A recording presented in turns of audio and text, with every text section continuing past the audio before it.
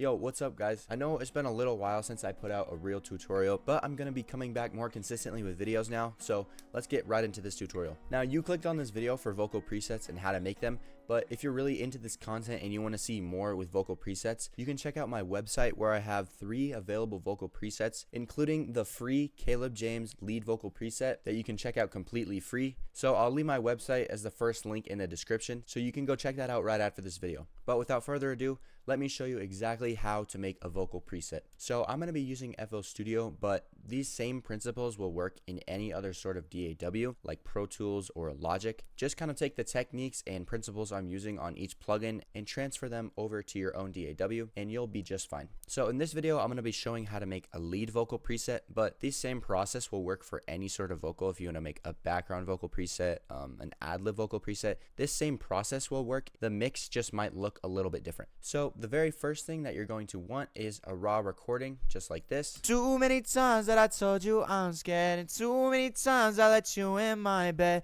Too many times I got up in my head. What is wrong with me? Yeah. So as you can see, this vocal really needs mixing, and as the first step of creating a nice vocal preset, let's get straight to the mixing. So right here, we're just going to route all these tracks to a bus down here, and I'm just going to name this one preset because that's what we're making. So let's do that right there. And then we're going to start adding plugins to the side right over here. So the first thing that I always start off with is, if you want it, you can do an auto tune. So I'm going to add it on here. And by the way, these are all going to be stock plugins, so you don't have to worry about buying any plugins or anything like that. If you have FL Studio, you will have all of the plugins that I'm going to be showing in the video. So right here, what I'm going to do is I'm going to put the key of the song right here into my plugin. As you can see right over here, you can just change the key, so I'm going to do that. So I just put the key in, and this sounds pretty good right here. So the next thing that we're going to add, and I do this on every single one of my mixes, is an EQ. So we're going to be using the Fruity Parametric EQ2 right here. And the very first thing I'm going to do is I'm just going to create what's called a high pass. And what this high pass does is basically allows you to take out the low and unwanted frequencies in the low end of your vocal.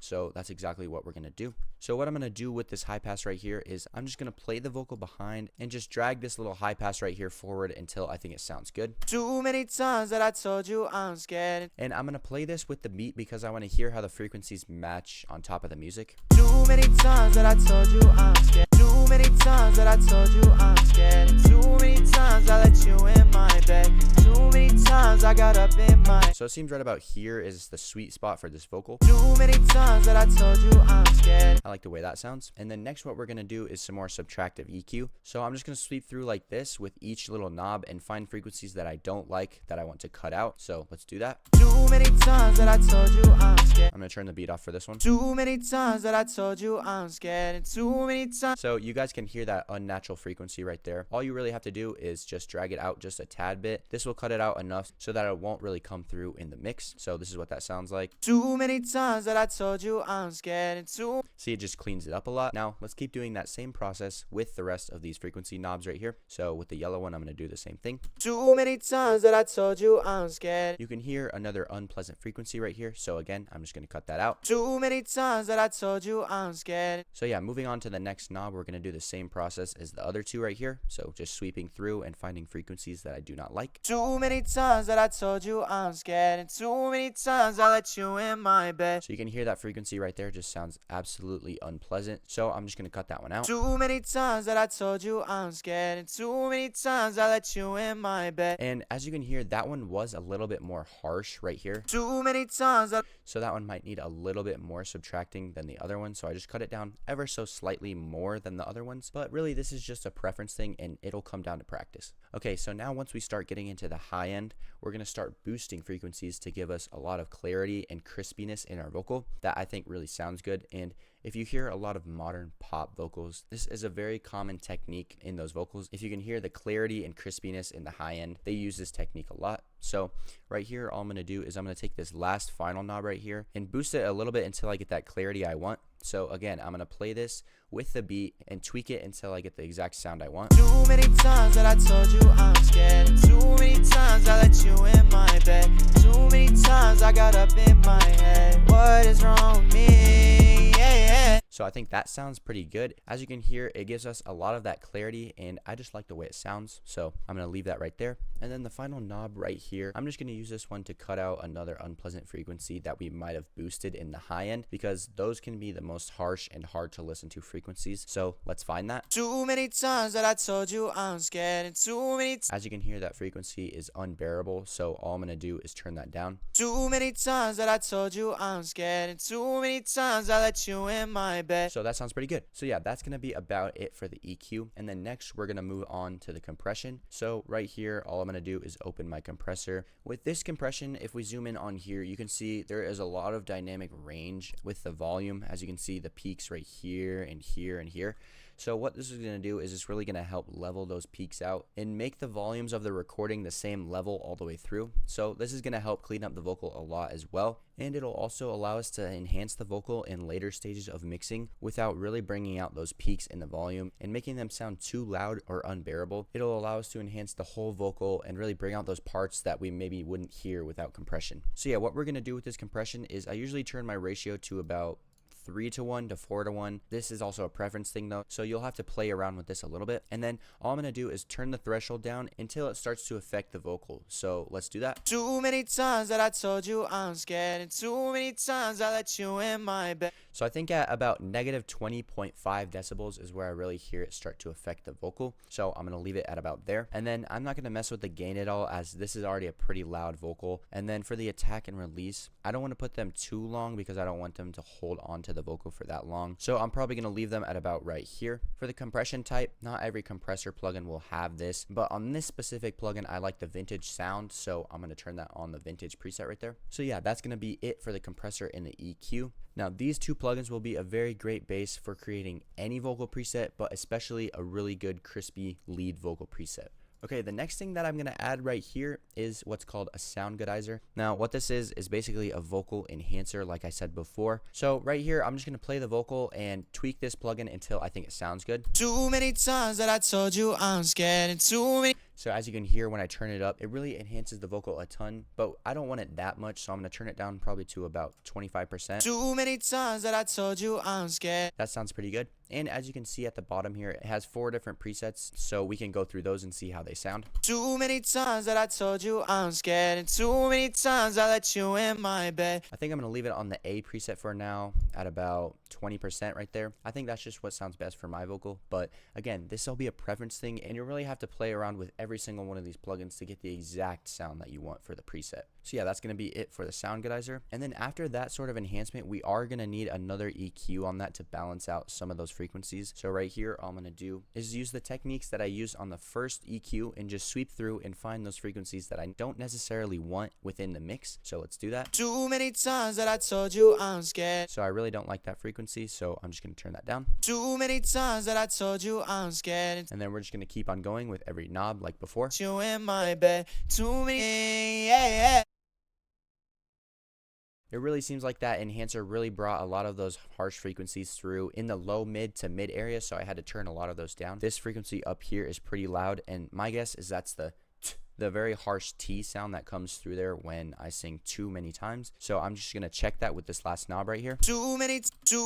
And I was right. As you can hear, it really comes through as that harsh high noise when I sing that T noise. So I'm just going to turn that down. Too many times that I told you I'm scared. And as I said before, some frequencies are harsher than others. So I'm going to turn this one down quite a bit more than I did on the other ones, just because I really don't want to let this through in the mix at all. Too many times that I told you I'm. Okay, so I think I really like the sound of that. With us changing a lot of the levels within that EQ, we're going to have to add another compressor right here. So all I'm going to do is do the exact same thing that I did with the first compressor. Just make the compressor barely affect the vocal and just level out those highest peaks of volume. So again, I'm just going to turn the ratio to 4:1 and then play with the threshold until it starts to affect the vocal. Too many times that I told you I'm scared. It might be a little bit more this time since I added that enhancer, which does boost the gain just a little bit. So I'm going to turn it a little bit farther than the first threshold. Too many times that I told you I'm scared, and too many times I let you in my bed. I think at about negative 21.5 5 decibels is where I'm going to put it. And then for the attack and release, I'm just going to do the same thing right here. You can copy these settings if you want or mess around with them if you like. And then instead of doing the vintage preset on this compressor, I'm going to do it on the soft one.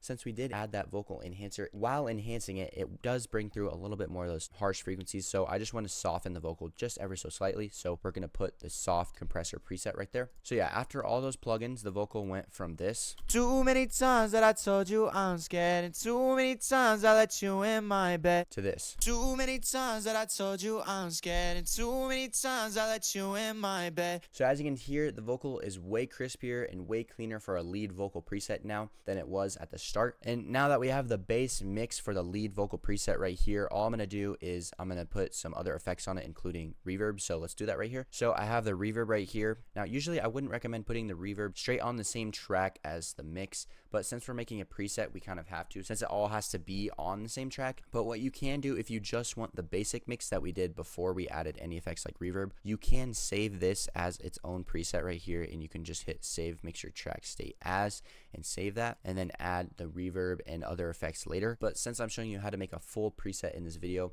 what I'm going to do is I'm going to put the reverb straight onto the track. So yeah, right here I'm just going to turn the wet up a little bit and then the dry as well. And then I'm going to turn the decay up ever so slightly because I want the reverb to last for a little bit longer. And then as you can hear, once I play this, it's going to sound way too reverby for a lead vocal. Too many times that I told you I'm scared. So you can come down to the right here and just use this knob to turn that reverb down, and then just turn it down or up until it fits right into the mix. Too many times that I told you I'm scared. Now, how much reverb you add is really going to depend on how you want the vocal to sound and your preference. So again, you can mess around with these plugins and tweak them to your liking. So before reverb, the mix sound like this. Too many times that I told you I'm scared. And with reverb, the mix sounds like this. Too many times that I told you I'm scared. So that's a big difference, and I really like the way that this lead vocal preset sounds right now. This is the full preset that I just showed you guys how to make, and this is what it sounds like. Too many times that I told you I'm scared, and too many times I let you in my bed. Too many times I got up in.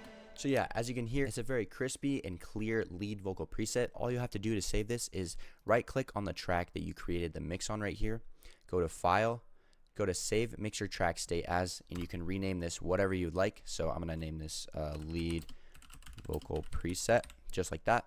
And then all you have to do is hit save. Now that will save that preset on your computer, and all you have to do to open it is right click on any track, hit file again, and then hit open mixer track state. And then all you have to do is find that preset that you just made. So mine right here is a lead vocal preset, and then just hit open. Now as you can see, it added all the plugins that I have right there right onto that track, and it saved all the settings and mixing that I did on that preset. So once you save that preset, you'll have it available to you to use unlimited times. Now one last thing that I'd like to say is if you're trying to sell presets, usually an FLP file like this will not work on most websites if you're trying to upload it to sell it. So what you can do is what I've done right here with my other presets, right click on that preset of the FLP file, hit send to, and then a compressed zip folder.